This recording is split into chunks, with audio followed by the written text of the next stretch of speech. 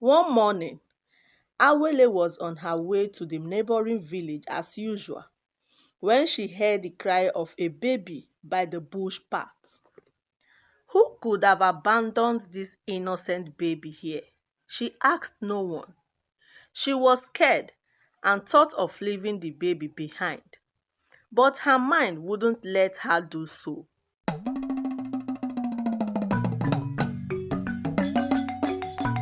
Welcome to Chama's Folk Tales. Today's story is Awele, the girl with a bow leg.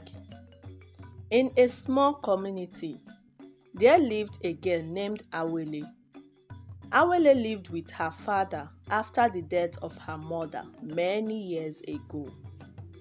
Awele was born with a significant leg, which made some of the villagers call her ugly and unlucky. Awele carried this stigma with her as she grew into a young maiden. Her father later died from a strange illness, leaving her all alone to fend for herself. The villagers were uncomfortable with her presence as they murmured among themselves, saying that they don't want Awele to influence them with her bad luck. Awele would always go to the neighboring village to work for people in their farms and also sell some farm crops every market day. She would always set out very early in the morning and returned back to her village very late at night. This she does every day, and soon it became her daily routine. One morning, Awele was on her way to the neighboring village as usual when she heard the cry of a baby by the bush path.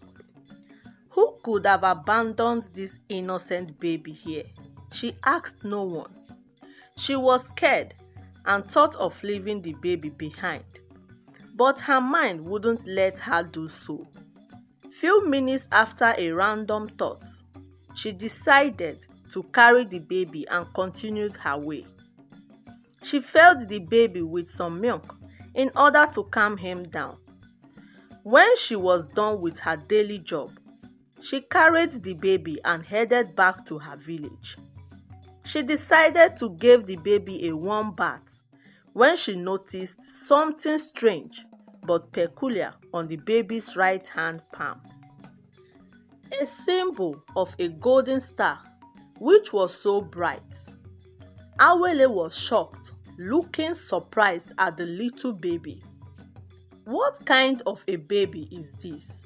And where is he from? She asked no one again.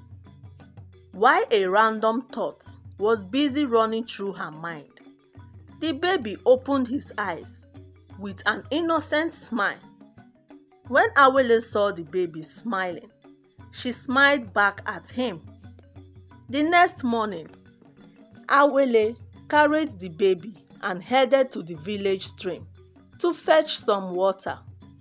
When the villagers began to gossip among themselves again, saying, "Whose child has she stolen?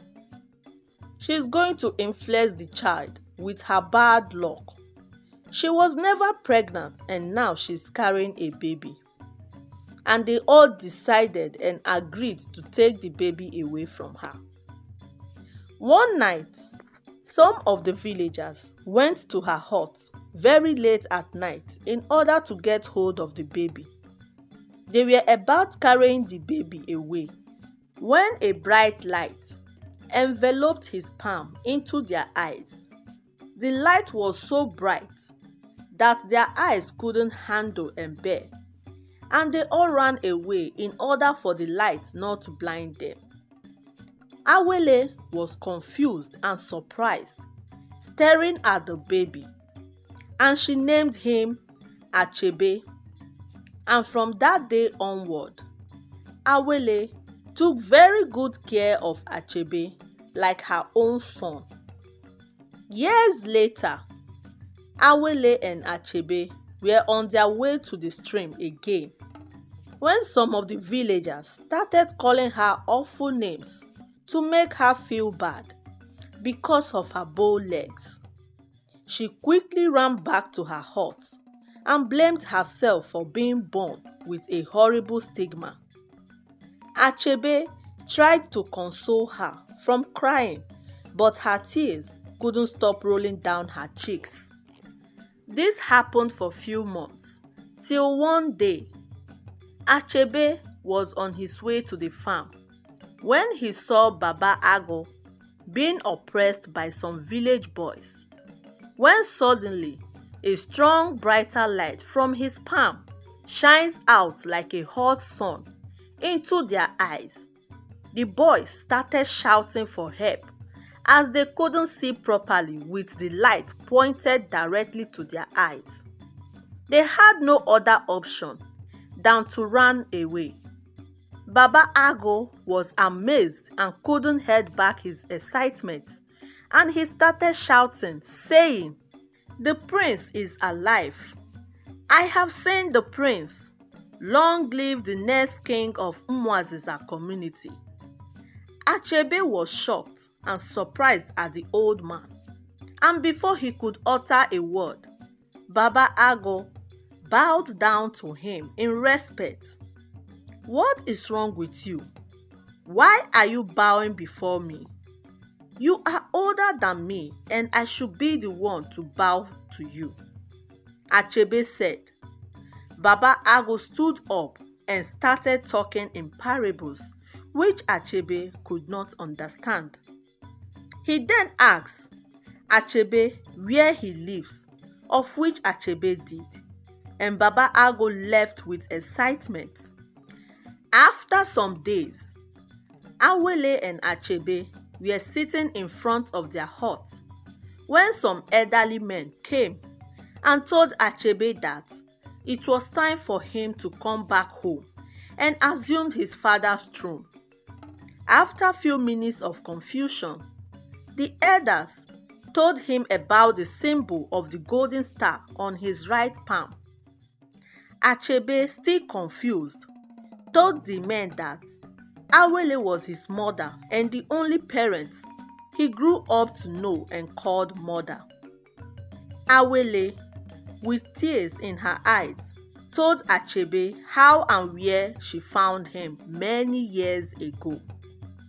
What happened was that the day Awele found Achebe, his parents, the late king and queen of Umuaziza community, were murdered by his brothers.